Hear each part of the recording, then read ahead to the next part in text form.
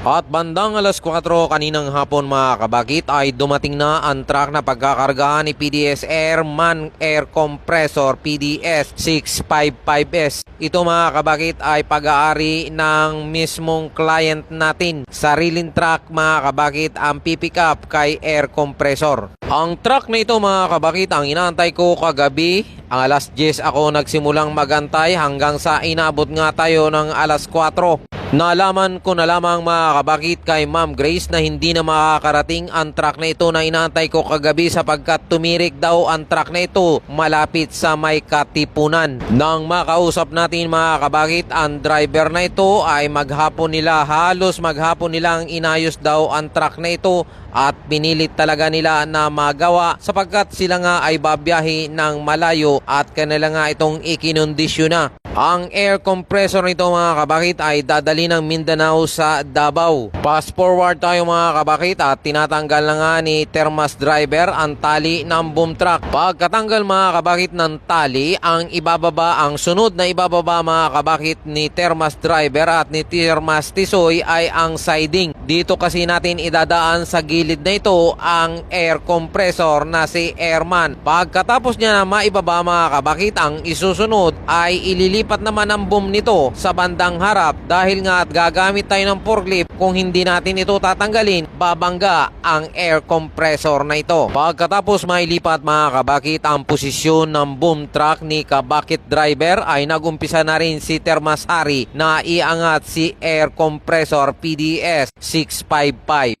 Pagkatapos mga kabakit na maiangat ni Termas Hari, ang compressor na ito ay nagsimula na siyang mag-forward travel. Unti-unti na siyang lumalapit mga kabakit sa gilid ng truck na ito. At nang siya mga kabakit ay nasa malapit na sa gilid, ay inangat na niya mga kabakit si air compressor para ang gulong nito ay hindi tumama sa gilid ng truck. Na makuha mga kabakit ang tiyempo ay unti-unti na namang nag-travel si Termas Hari papunta naman sa na para maisentro ang paglapag ng air compressor na si Airman Air Compressor 655S. At medyo nahihirapan pa dyan mga kabakit si Termas Hari para maisentro o na mailapag si Airman Compressor. Nag-aatras abante siya mga kabakit para makuha niya mga kabakit ang sentro. Medyo tagilid ata mga kabakit ang pagkakasuro niya sa ilalim kanina kung kaya hinahanap mga kabakit ni Termas Hari kung papaano maisisentro si Airman Air Compressor. At ang lahat mga kabakit ay nakukuha sa diskarte at nagawan nga ng paraan ito ni Termas Hari na maisentro at ngayon nga mga kabakit ay inilapag na ni Termas Hari si Airman Air Compressor.